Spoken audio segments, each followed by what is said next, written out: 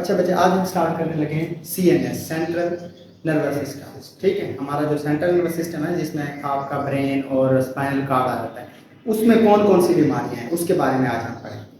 ठीक है, इसमें उन्होंने इंट्रोडक्शन दिया क्योंकि हमें पता है कि हमारी बॉडी में सबसे जो कम्प्लेक्स सिस्टम है ना वो कौन सा है, सेंट्रल नर्वस सिस्टम है। क्योंकि आपकी पूरी बॉडी का जो कंट्रोल है वो कौन करता है, सेंट्रल नर्वस सिस्टम कर रहा होगा। आपका ब्रेन, आपका स्पाइनल कार्ड, ये चीज़ें कर रहे हैं। तो इसलिए इसकी जो बीमारियां हैं ना वो भी थोड़ी सी फिर क्या होगी, कम्प्लेक्स टाइप होगी। ठीक है, आज हम जो पढ़ेंगे वो पढ़ेंगे बच्चे CVA, कार्डियो वेस्कुलर एक्सीडेंट या CVA का मतलब है सेरिब्रो वेस्कुलर एक्सीडेंट। ठीक है, जिसे हम स्ट्रोक भी कहते हैं या उर्दू में हम इसे क्या कहते हैं,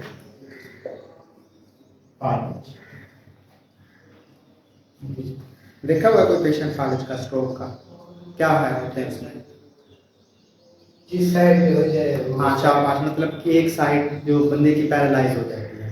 ठीक है, वो नहीं कर सकता, हाँ काम नहीं कर सकता वो, मतलब सर से लेके ना पाँव तक पूरा, तो मतलब ये वेरी करता है, किसी की पूरी साइड हो सकती है, किसी का हाथ हो सकता है, किसी का पाँव हो सकता है। ठीक है, अच्छा ये हम इसकी डेफिनेशन क्या है, वो कहते हैं stroke also known as the cerebrovascular accident, CVA भी हम इसे कहते हैं। ये क्या होता है कि आपके जो ब्रेन है ना उसको जो ब्लड सप्लाई है ना वो बंद हो गई है किसी भी रीज़न की वजह से।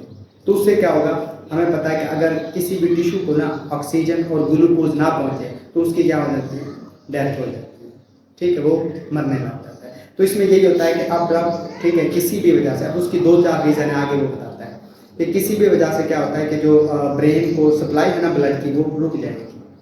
ठीक है, जिससे क्या होगा, जिस जिस एरिया को वो सप्लाई रुकेगी वहाँ पे उन सेल्स की क्या होना शुरू हो जाएगी, डेथ होना शुरू हो जाएगी। अब फिर वो सेल जिस फंक्शन को कंट्रोल करते थे, ठीक है, तो वो फिर नहीं कर सकेंगे। ठीक है, फॉर एग्जाम्पल ब्रेन का वो हिस्सा जो हमारे हाथ के मूवमेंट्स को क्या करता है, कंट्रोल करता है, अगर वो सेल उनको सप्लाई ना पहुँचे, ठीक है, तो वो जाहिर सी बात है मरना शुरू हो जाएंगे, वो अपना काम नहीं कर पाएंगे। ठीक है, तो इस कंडीशन को हम क्या कहते हैं, स्ट्रोक कहते हैं या CVA कहते हैं। ठीक है, अच्छा इसकी 2 रीजन होती हैं। एक होती है बच्चे इस्केमिक स्ट्रोक, जिसका मतलब है कि ब्लड सप्लाई ब्लॉक हो गई। ठीक है, ठीक है, क्या हुआ कि ब्लड वेसल्स थी, ठीक है, वो किसी की वजह से क्या हो गई, ब्लॉक हो गई। ठीक है, इसे हम क्या कहेंगे, इस्केमिक स्ट्रोक कहेंगे। दूसरा है बच्चों हेमरेजिक स्ट्रोक, जिसमें ब्लड वेसल फट गई। दूसरी क्या है, ब्लड हेमरेजिक स्ट्रोक में क्या होगा, इसमें आपकी ब्लड जो वेसल है ना वो फट जाएगी। ठीक है, तो वो जाहिर सी बात है ब्लड जब बाहर निकलेगा तो जहाँ जहाँ जाएगा वहाँ पे जमेगा, वहाँ के टिश्यूज को पहुँचेगा नहीं, तो उनकी क्या होना शुरू हो जाएगी, डेथ होना शुरू हो जाएगी। इस्केमिक स्ट्रोक की बात कर लेते हैं। इस्केमिक स्ट्रोक की जो रीज़न है ना वो क्या है कि किसी भी वजह से जो ब्लड वेसल है उसमें क्या आ गया, कोई क्लॉट आ गया। ठीक है, तो वो बंद हो गई, आगे उसने सप्लाई पे नहीं। ठीक है, अब इसकी वो कहता है कि 2 टाइप है, एक थ्रोम्बोटिक स्ट्रोक होता है और दूसरा क्या होता है बच्चों, एम्बोलिक स्ट्रोक होता है। थ्रोम्बोटिक का मतलब है कि उसी जगह पे ना, ठीक है, जहाँ पे क्लॉट हो वो बना है किसी भी वजह से। ठीक है, जैसे क्या होता है एज के साथ साथ हमारी जो वेसल्स है ना उनमें क्या जमा होना शुरू हो जाता है, प्लाक जमा शुरू हो जाता है, मतलब ये कोलेस्ट्रॉल वगैरह जमा होना शुरू हो जाता है। ठीक है, तो इतना जमा हो जाता है कि वो बिल्कुल उसको क्या कर देता है, बंद कर देता है, आगे सप्लाई जाती ही नहीं है। ठीक है, दूसरा बच्चों एम्बोलिक क्या होता है कि कहीं बॉडी में दूसरी जगह से क्लॉट आया है और वहां आके वो रुक गया है। ठीक है, इसकी एग्जांपल ऐसे कि जब कोई एक्सीडेंट वगैरह होता है ना, ठीक है, जाहिर सी बात है जब फॉर एग्जांपल कोई हड्डी टूटती है तो वहाँ फैट वगैरह होती है, वो हमारी वेसल में जाती है, वो ट्रैवल करती रहती है।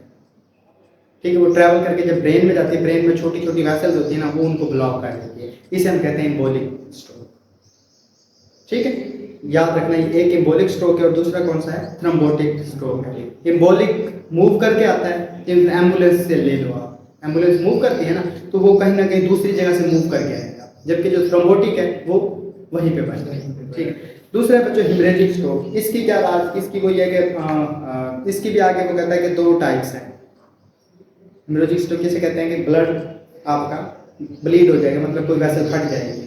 ठीक है, अच्छा अब जो एक है इंट्रासेल्युलर हेमरेज, जिसमें क्या होता है कि ब्रेन के जो अंदर टिश्यू है ना वहाँ पे कोई वेसल फटी है और वहाँ पे ब्लीड होना शुरू हो गया। ठीक है, और दूसरा क्या है, सब एरेक्नॉइड हेमरेज। इसमें क्या होता है कि ब्रेन के बाहर जो कवरिंग होती है ना हमारी मेनिंजीज वगैरह की, ठीक है, वहाँ पे ब्लीड हुआ है और वहाँ पे ब्लड क्लॉट हुआ है। ठीक है।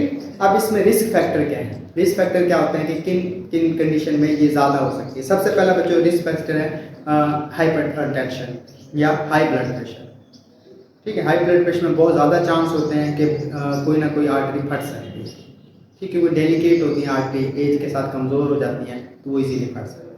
ठीक है, दूसरा रिस्क फैक्टर है स्मोकिंग। जो लोग स्मोकिंग ज़्यादा करते हैं उसमें ब्लड क्लॉटिंग के बनने के चांसेस ज़्यादा होते हैं। ठीक, तीसरा है बच्चों डायबिटीज़। डायबिटीज़ में भी वैस्कुलर कॉम्प्लिकेशन आ जाती हैं, हमारी वेसल्स कमज़ोर हो जाती हैं। ठीक है, आर्टेरियल फिब्रिलेशन, इसमें ये कि जो हार्ट रिदम है ना वो अब नॉर्मल होगा तो इसमें भी ब्लड वेसल्स के फटने के चांसेस ज़्यादा होते हैं। दूसरा एज और जेंडर है, जैसी बात है एज के साथ साथ इसके रिस्क फैक्टर बढ़ते हैं। ठीक है, और वो कहता है कि हाई रिस्क होता है ये किसमें? मर्दों में। ठीक है, एज कम्पेयर टू फीमेल के। लेकिन अगर मीनोपॉज ओल्ड फीमेल है ना फिर सेम ही होगा, मर्दों में ज़्यादा। ठीक है, आगे बच्चों इसके ना एक सिम्टम्स क्या क्या होंगे इसके लिए ना एक एक्रोनियम यूज करते हैं, वो फास्ट। क्या यूज करते हैं? FAST। फास्ट। F का मतलब है फेस। ठीक है, उस बंदे का फेस एक साइड पे ड्रॉप हो जाएगा, लकवा जिसे हम कहते हैं। ठीक है, ए से मतलब क्या है?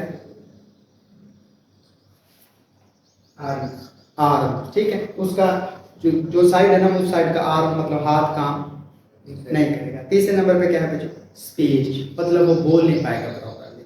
ठीक है, चौथे नंबर पे क्या है? टाइम। टाइम बहुत ज़्यादा क्रूशियल है। अगर किसी को स्ट्रोक हुआ है ना, अगर फौरन हॉस्पिटल में पहुंच जाओ उसको प्रॉपर मेडिकल ट्रीटमेंट मिल जाए ना तो वो माजूरी से बच सकता है। ठीक है, अब तो आपको पता होगा गवर्नमेंट ने ना काफ़ी सारे अजला में ना स्ट्रोक सेंटर बना दिए हैं, क्योंकि इसका एक इंजेक्शन जो होता है ना वो बड़ा महंगा होता है, 20-30 हज़ार रुपये का आता है। तो अगर आप मतलब जैसे हुआ है विद इन 6-7 घंटे आप पहुंच गए हॉस्पिटल और उनको प्रॉपर ट्रीटमेंट मिल गई तो वो मजदूरी से बच जाता है। ठीक है, अब बच्चों इसका डायग्नोज कैसे करेंगे? डायग्नोज के लिए वही एक जो कॉमन हम यूज़ करते हैं, पहले क्या यूज़ करेंगे? उसकी मेडिकल हिस्ट्री लेंगे। ठीक है, उसका फिजिकल एग्जामिनेशन करेंगे और फिर हम क्या करवाएंगे, क्योंकि ये कहाँ हुआ है? ब्रेन में हुआ है ना, तो ब्रेन के लिए या हम CT स्कैन कराएंगे या फिर क्या करवाएंगे? MRI कराएंगे, ताकि हम देख सकें कि किस एरिया में कितना हुआ है ये स्ट्रक्चर डैमेज हुआ है। ठीक है, आगे बच्चों ट्रीटमेंट है। ट्रीटमेंट कैसे करेंगे? अब जिस तरह इसकी टाइप है ना, एक इस्केमिक स्ट्रोक है, दूसरा क्या है? हेमरेजिक स्ट्रोक है। इस्केमिक स्ट्रोक को हम कैसे ट्रीट करेंगे? क्योंकि वो क्लॉट बन रहा है ना, तो हम ऐसी दवाइयाँ देंगे जो क्लॉट को क्या कर देंगे? खत्म कर देंगे। ठीक है, इसके लिए हम थ्रोम्बोलिटिक थेरेपी देंगे। एटलीप्लेज ये एक इंजेक्शन का नाम होता है जो हम वेन में देते हैं, वो क्या करता है? क्लॉट्स को खत्म कर देता है। ठीक, दूसरा मैकेनिकल थ्रोम्बोटॉमी। इसमें क्या होता है कि हम ना एक वो गुजारते हैं कैथर, ठीक है, नाली, उसमें से उसको निकाल दिया जाता है। ठीक है, अच्छा तीसरा हेमरेजिक स्ट्रोक। हेमरेजिक स्ट्रोक बच्चे ज़्यादातर किस वजह से होता है? ब्लड प्रेशर की वजह से होता है। तो इसमें हम उसका ब्लड प्रेशर को कंट्रोल करेंगे। ठीक है, और जो अंडरलाइन काज है, जिस तरह वो स्मोकिंग करता है तो उसको कहेंगे स्मोकिंग नहीं करनी, उसको अगर शुगर है तो उसकी शुगर कंट्रोल करेंगे। मतलब जो भी अंडरलाइन काज है ना हम उनको क्या करेंगे? फिर कंट्रोल करेंगे। ठीक है, ये जो ट्रीटमेंट है ना ये होती है मतलब फ़ौरन उसको मिल गई। अगर उसका कोई साइड मतलब पैरालाइज हो गई ना तो हम उसको फिर आगे रिहेबिलिटेशन प्रोग्राम में डाल देते हैं। मतलब उसकी प्रॉपर फिजियोथेरेपी करवाएंगे, स्पीच थेरेपी कराएंगे, ऑक्यूपेशनल थेरेपी करवाएंगे, उसको वर्जिशें करवाएंगे ताकि वो फिर चल फिर सके। ठीक है, वैसे कोशिश करनी चाहिए कि जैसे हुआ है फ़ौरन आप उसको हॉस्पिटल में पहुंचाओ ताकि उसको सारी मेडिकल ट्रीटमेंट मिल सके। जितना लेट करोगे उतना जो डैमेज है वो बढ़ता जाएगा और उतना ही फिर उसको लॉस हो जाएगा, उतना उसकी बॉडी के फंक्शन है ना वो क्या होने लग जाएंगे? डिस्टर्ब होने लग जाएंगे। ठीक है, काफ़ी है।